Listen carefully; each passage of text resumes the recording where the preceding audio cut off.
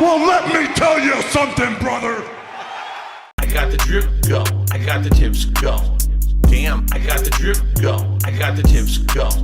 Clear your throat. Please tip me. Damn. Clear your throat. Blow your nose.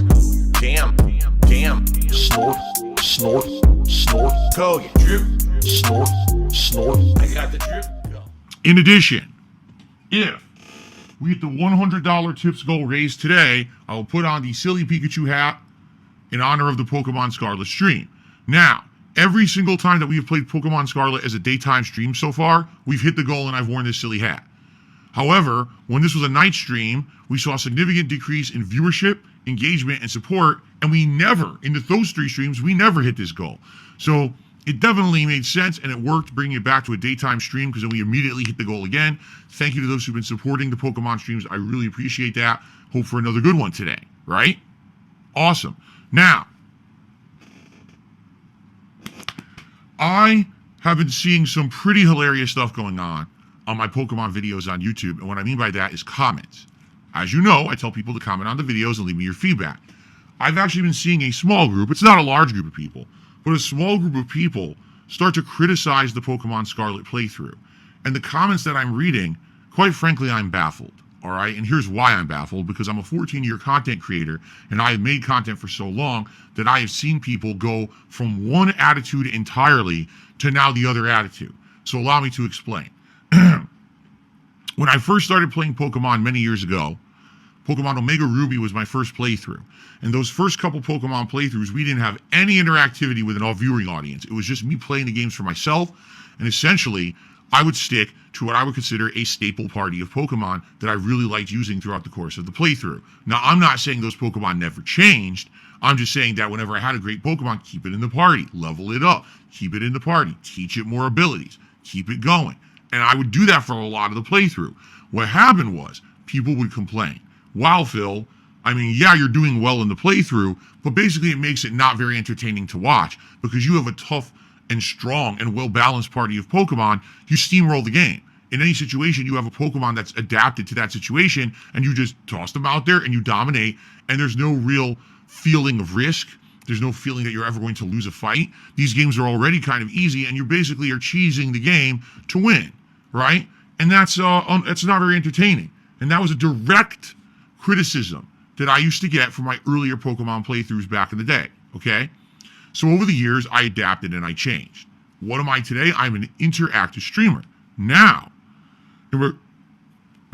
excuse me. I'm going to turn away from the mic while I burp.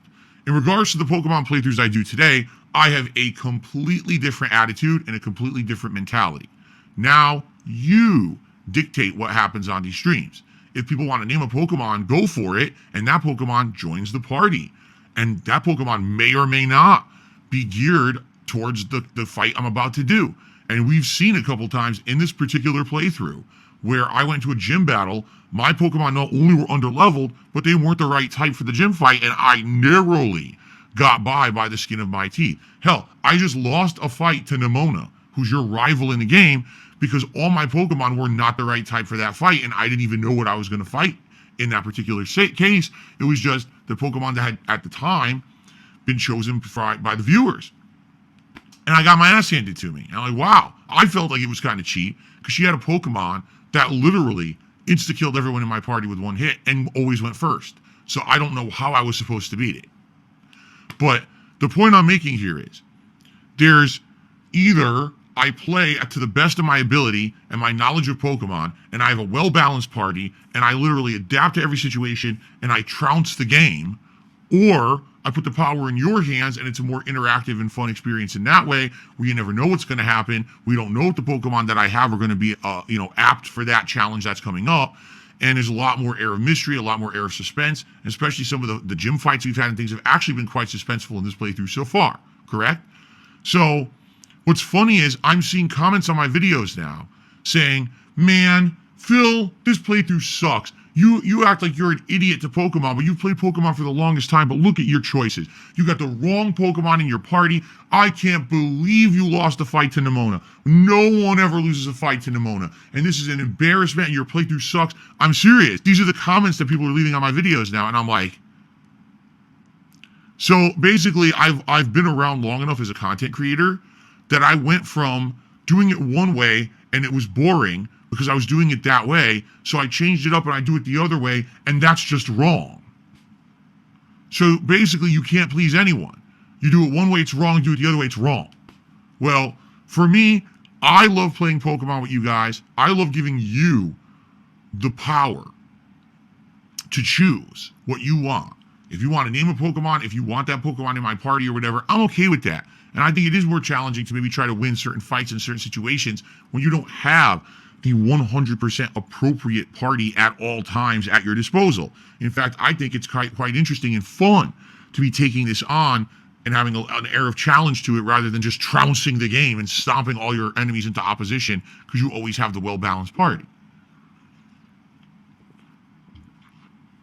So, as long as I continue to see attendance, engagement, and support on the live streams, I don't think there's a problem with what we're doing. Maybe we will have a group of people who just don't like the fact that I'm not playing Pokemon right, but I think these are fun streams, no? And I will agree with people that if you're always trying to play the optimal, it gets a little boring. And who cares about seeing you play the optimal when everyone else is already done? Am I a Pokemon authority? No, of course I'm not. Do you think anyone is tuning in to DSP Gaming to see a very high level tutorial style walkthrough of Pokemon Scarlet where you learn how every type counters every time? No. This is quite the opposite. People come here to just relax and chill, to see someone who's not well versed in a game, try to get through it, and have a fun and interactive time with the audience, right? That's what people are here for. I have no notions of anything otherwise. You know what I mean? So I'm glad you guys are enjoying the playthrough. I just found it really weird. These are the comments I'm getting. I'm like, whose channel do you think you're watching? Right? Like, this is not that Nintendo Capri Sun guy, whatever the hell his name is, or, you know, people who just sit here and play Nintendo games at a high level. This is the DSP Gaming channel. I've been around for 14 years. You'd think by now you'd know what the gimmick is on the channel. I got the drip go. I got the drip go. I got the drip go. I got the drip go. I got the drip go. I got the drip go. I got the drip go. It's like a faucet that's dripping. You can't make it stop. So what do you want me to do? Have a mute button that every second I'm tapping the mute button just in case I'm gonna have to clear? Like, this is what I mean. These dumb kids. This is what it is. It's dumb kids.